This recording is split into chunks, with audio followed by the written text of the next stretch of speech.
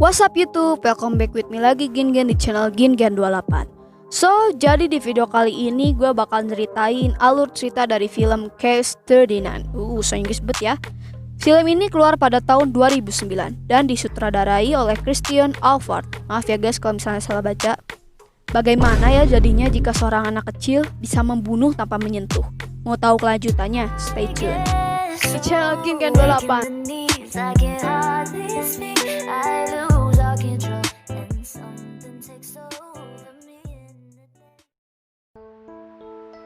Film ini diawali oleh seorang wanita yang bekerja di public service, atau dalam bahasa Indonesia layanan masyarakat. Wanita ini bernama Emily Jenkins.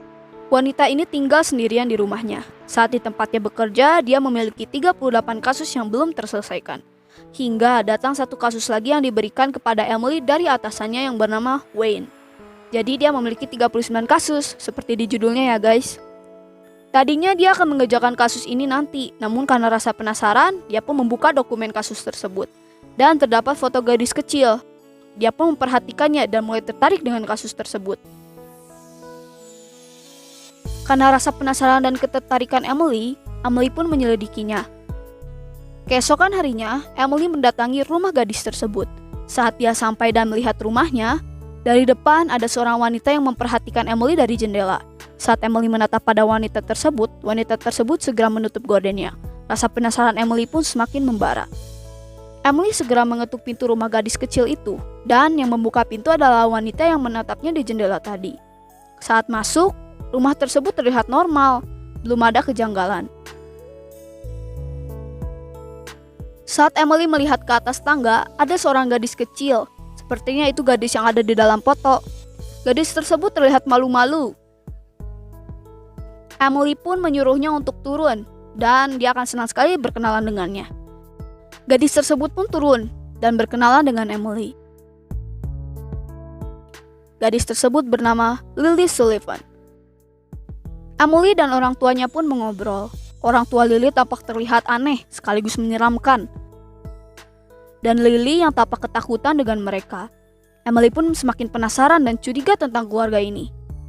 Dalam obrolan, Emily menjelaskan mengapa dia datang, dan dalam obrolan, Emily mengatakan untuk membantu masalah dalam keluarga ini. Namun, orang tua Lily mengelak dan mengatakan bahwa mereka tidak memiliki masalah sama sekali. Setelah itu, ayah Lily menatap Emily dengan tatapan yang menyeramkan. Dan karena Emily merasa tegang dan ketakutan, Emily pun mengakhiri obrolan dan menyuruhnya datang ke kantor Emily untuk diberi pertanyaan oleh atasannya yang bernama Wayne. Keesokan harinya, Lily dan orang tuanya datang. Saat diberi pertanyaan, orang tua Lily menjawab. Namun Emily merasa kebohongan dari apa yang diucapkan ayah Lily. Sembari melihat Lily yang seolah meminta tolong pada Emily. Emily pun menanyakan pada ayah Lily, jika tidak ada masalah, lalu mengapa nilai Lily di sekolah turun drastis? Dan dikabarkan Lily selalu tidur di sekolah. Apakah di rumah dia tidak tidur dengan tenang? Ayah Emily pun menjawab dengan ragu-ragu pastinya. Mungkin Lily bermimpi buruk. Sesi pertanyaan pun selesai. Emily yang tidak percaya dengan ucapan ayah Lily meminta untuk mengobrol dengan Lily. Namun Wayne tadinya tidak menghargai ini. Emily pun meminta pada temannya yang bekerja di kepolisian yang bernama Mike. Awalnya Mike menolak, namun Emily membujuknya. Jago membujuk ya Emily. Mike pun akan membantu. Keesokan harinya, Emily datang ke sekolah Lily dan memberikan nomor teleponnya pada Lily dan berjanji akan membantunya. Lily pun kelihatan senang. Malam harinya, Lily menelpon Emily dengan suara lelah, sembari mengatakan, "Maaf, aku tertidur." Emily kebingungan sekaligus takut. Emily pun segera menuju rumah Lily dan menelpon Mike untuk segera menyusul. Saat mereka dalam perjalanan, orang tua Lily membawa Lily yang tertidur menuju dapur dan memasukkannya ke dalam oven. Lily pun terbangun dan berteriak. Untungnya pada saat itu Emily dan Mike sampai tepat waktu dan berhasil menyelamatkan Lily. Eits, tunggu dulu. Kenapa secepat itu tamatnya ya? Mulai penasaran nih ya. Oke, lanjut. Orang tua Lily dipenjara karena kasus percobaan pembunuhan pada anaknya sendiri. Dan Lily yang baru sembuh dan keluar dari rumah sakit dimasukkan ke asrama putri. Namun, Lily menolak dia ingin tinggal bersama Emily. Karena Emily tidak bisa melakukan hal itu, karena Emily tidak memiliki hak asuh Lily, Emily pun menolak. Lily pun tampak terlihat sedih. Sesampainya di rumah, Emily memikirkan permintaan Lily tadi dan berpikir akan mencobanya. Ia pun pergi ke pengadilan untuk meminta hak asuhnya. Dan Emily pun berhasil mendapatkan hak asuh Lily dan mengatakannya pada Lily. Mereka pun tampak senang. Beberapa saat kemudian, Emily membawa Lily ke rumahnya dan mengasuh Lily. Keesokan harinya, Emily mengunjungi rumah Lily untuk membawa barang-barang Lilith yang lainnya. Karena penasaran, Emily tidak hanya mengambil barang Lily saja. Emily menuju ruang bawah tanah dan melihat ada lubang seperti lubang untuk mengubur mayat. Mungkin tadinya itu untuk mengubur Lily ya guys. Lalu ia pergi ke kamar Lily dan mengambil beberapa barang. Ketika sudah selesai, Emily penasaran lagi guys. Karena penasaran, Emily masuk ke kamar kedua orang tuanya Lily dan melihat beberapa barang. Sehingga akhirnya dia melihat kejanggalan. Terdapat lantai kayu yang retak atau terbelah. Dan belahan itu menuju pintu. Emily terkejut ketika di pintunya terdapat banyak sekali kunci pada pintu tersebut. Kelihatannya seperti orang tua Lily mengurung diri di dalam kamar. Banyak sekali kejanggalan ya guys. Keesokan harinya, Emily mengunjungi Lily yang mengikuti kegiatan grup terapi khusus anak. Dan yang memandunya adalah teman Emily bernama Dah. Entah teman, entah pacar ya guys. Di lain waktu, teman Lily, Diego, membunuh kedua orang tuanya menggunakan tongkat besi. Sebelumnya, orang tua Diego sempat jadi kasus karena anaknya Diego yang sering berkelahi di sekolah. Dan orang tuanya pun memiliki banyak kasus lainnya seperti narkoba.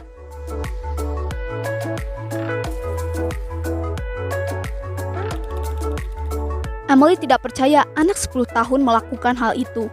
Emily pun mengunjungi Diego dan bertanya apa yang terjadi. Diego mulai menangis dan berkata, "Aku membunuh orang tuaku."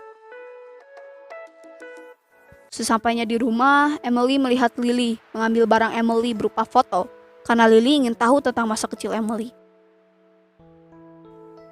Emily pun mulai menceritakan masa kecilnya bahwa ibunya meninggal dalam kecelakaan mobil. Selesai bercerita, Emily meminta Lily untuk tidak mengoprek barang pribadinya lagi. Lily pun meminta maaf. Di lain waktu, Mike mengatakan pada Emily bahwa sebelum pembunuhan kedua orang tua Diego, ada telepon dari rumah Emily jam 2 pagi. Emily terkejut dan mengatakan bahwa dia tidak menelpon siapapun. Pada akhirnya, Mike dan Emily menanyakan pada Lily, dan Lily menjawab tidak berkali-kali. Namun, Mike berpikir bahwa Lily berbohong. Keesokan harinya, Emily menanyakan Diego apakah ada yang menelponnya sebelum itu terjadi. Namun, Diego malah tampak sesak seperti sulit bernapas.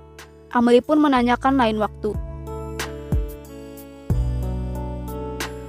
Saat bertanya di lain waktu itu, Diego mengatakan bahwa ada yang menelponnya, tetapi bukan Lily.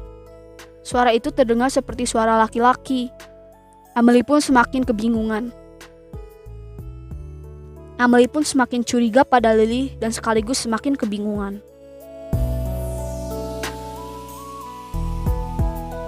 Malam harinya, bukan dog ya guys, dari tempat terapi anak mulai menanyakan beberapa pertanyaan pada Lily seperti apa yang ditakutinya.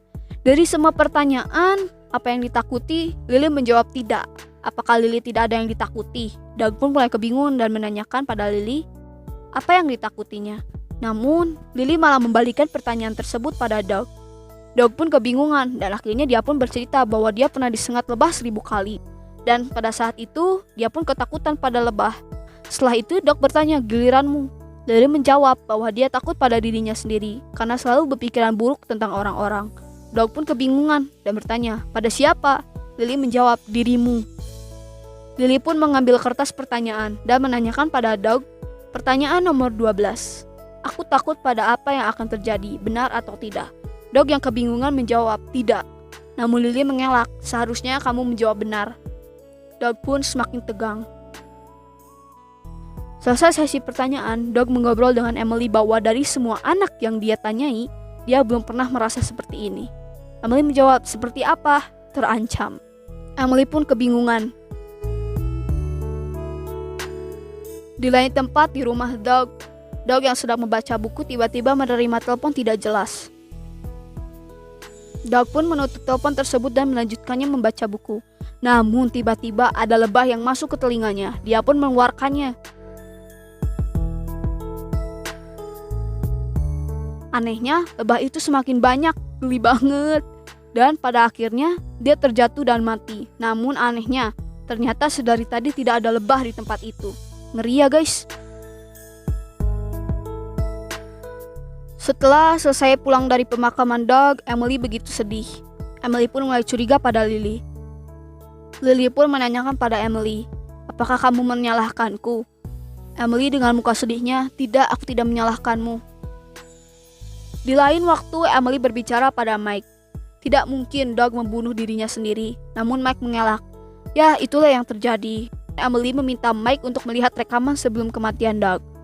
Mike pun melakukannya. Karena Emily penasaran, saat berada di kantor, Emily mencoba mencari rekaman ibunya Lily yang bernama Margaret Sullivan saat berada di kantor polisi. Di dalam rekaman tersebut, Margaret mengatakan bahwa Lily adalah semacam jelmaan setan. Sejak lahir, semua keluarga mulai mati, namun tidak dengan tangannya. Maka dari itu, kami mencoba untuk membunuhnya. Dan anak itu tidak bisa lepas dari kami sebelum menemukan orang baru, sembari menatap seram ke layar. Emily semakin ketakutan, dia pun bertemu ayah Lily untuk menanyakan lebih lanjut. Ayah Lily bernama Edward Sullivan. Edward mengatakan bahwa Lily sudah membawa seseorang dalam dirinya sejak lahir. Dan dia menyerap tenaga dari seseorang yang berempati dan memiliki hati baik. Dia memakan dari hal seperti itu. Dan anak itu bukanlah datang dari kami. Setelah mendengar semua itu, Emily segera pulang dan menyembunyikan semua telepon dan benda yang tajam juga berbahaya.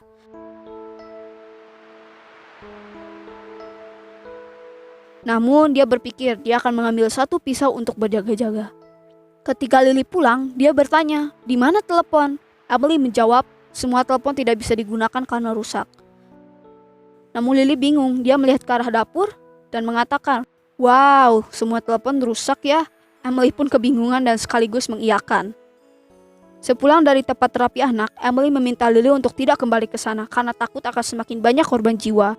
Lily yang tidak terima membuat Emily berhalusinasi dengan mengatakan, "Kenapa Emily? Kenapa Emily?" berulang-ulang dalam lift. Sehingga membuat Emily berhalusinasi bahwa dia akan jatuh dari lift. Dan itu benar-benar jerimin banget guys. Padahal sebenarnya dia sedang berhalusinasi. Emily tidak benar-benar akan jatuh dari lift. Itu hanyalah ulahnya Lily. Sesampainya di rumah, Emily mengunci semua pintu dan juga memasang banyak kunci di kamarnya, sama halnya seperti yang dilakukan orang tuanya Lily. Saat di tempat kerja, Emily mulai sering berhalusinasi dan mendapat telepon aneh. Pasti ulah Lily guys.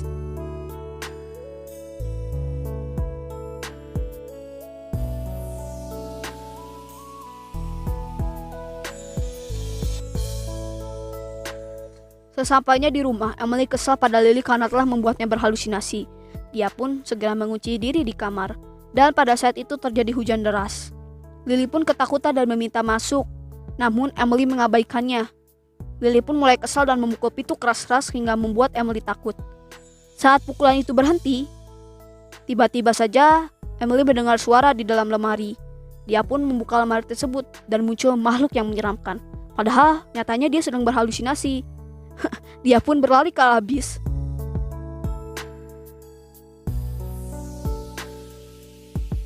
Dan supir bis mengatakan bahwa di sana tidak ada siapa-siapa. Emily pun kesal karena dirinya berhalusinasi terus. Emily pun terkejut ketika dilihatnya ternyata tidak ada siapapun yang mengejarnya. Keesokan harinya, ada satu keluarga yang ingin mengadopsi Lily, karena Emily hanya mengasuhnya sementara sampai ada keluarga yang ingin mengadopsinya. Karena kebingungan, Emily pun menanyakan kembali kepada Edward, ayah Lily. Edward mengatakan bahwa Emily tidak bisa membiarkannya pergi atau tinggal bersama Emily. Salah satu cara adalah membunuhnya. Sesampainya di rumah, Emily melihat Lily yang sedang memutar rekaman dari orang tuanya. Rekaman tersebut berasal dari kantor polisi. Lalu Lily mengatakan, "Mereka hanya melakukan apa yang kusuruh sementara. Kesananya mereka tidak menuruti apa yang kuinginkan. Dan mereka pun mulai membuat rahasia di belakangku."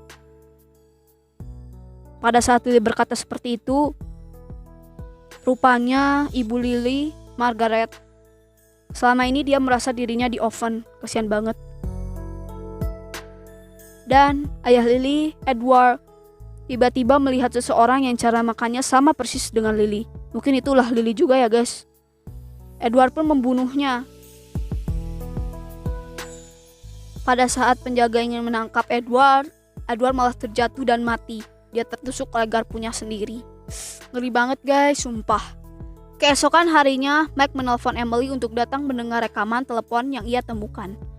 Di dalam rekaman telepon terdapat suara lelaki dan suara Lily yang bercampur aduk. Emily mengatakan pada Mike bahwa ayah Lily menyuruh kita untuk membunuhnya. Mike pun ingin membantu. Namun, saat Mike dalam perjalanan ke rumah Emily, dia malah berhalusinasi. Mungkin itu ulah Lily guys.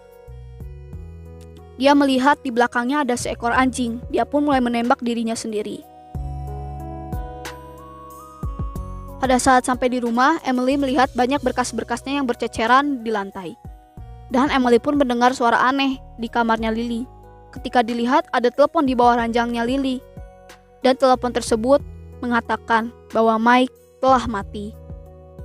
Emily pun marah pada Lily dan menyuruhnya pergi dari rumahnya, sembari berteriak.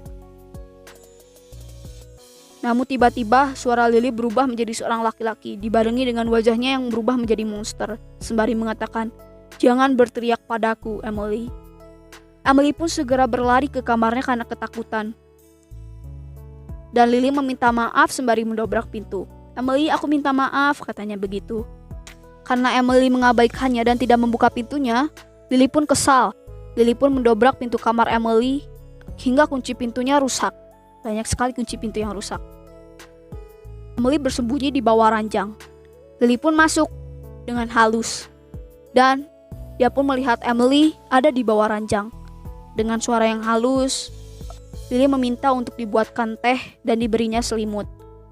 Emily dengan wajah ketakutan mengiyakan sembari tersenyum. Lucu banget ya guys, ketakutan sembari tersenyum ya. Emily pun membuatnya teh, namun Emily mencampuri obat tidur pada teh tersebut dan memberikannya pada Lily. Lily pun tertidur pulas dan Emily berencana membakar rumahnya.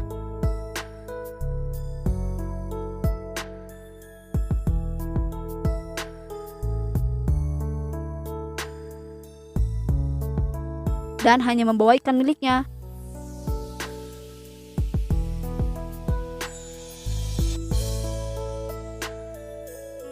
Namun sayang, Lily tidak berada dalam rumah tersebut. Hingga Emily hanya membakar rumahnya sia-sia. Emily pun mencari tempat tinggal sementara diantar oleh polisi. Namun saat ada 2 jalur, Emily justru malah berpisah jalur dengan polisi. Saat berpisah jalur, Lily kebingungan dan bertanya, "Kemana kita pergi, Emily?" Emily pun menambah kecepatan mobilnya dan mengabaikan pertanyaan Lily. Lily pun meminta Emily untuk pelan-pelan, namun Emily tidak mendengarkannya sembari berkata, "Makhluk apakah kamu ini?" Dan Lily pun membuat Emily berhalusinasi lagi tentang masa kecilnya kecelakaan mobil bersama ibunya.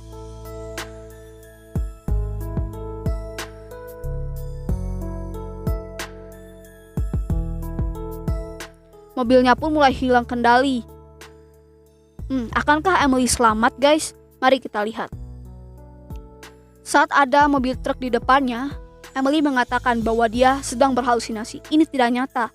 Pada akhirnya, Emily menabrak truk tersebut dan ternyata itu hanya bayangan. Emily hanya berhalusinasi. Coba ya guys, kalau Emily tidak mengatakan bahwa itu hanya halusinasi, pasti dia sudah membelokkan mobilnya dan akan terjadi kecelakaan.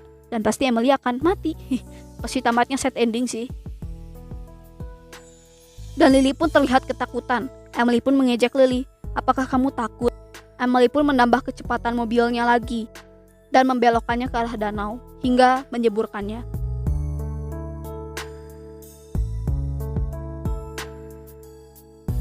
Emily berusaha keluar dari mobil dan Lily berubah wujud menjadi monster yang sangat menyeramkan. Saat sudah keluar dari mobil, Emily berusaha untuk naik ke atas danau. Namun, kaki Emily digenggam oleh tangan Lily. Tangannya sungguh sangat menyeramkan guys, seperti tangan monster. Namun pada akhirnya Emily berhasil melepaskan kakinya dari genggaman monster itu.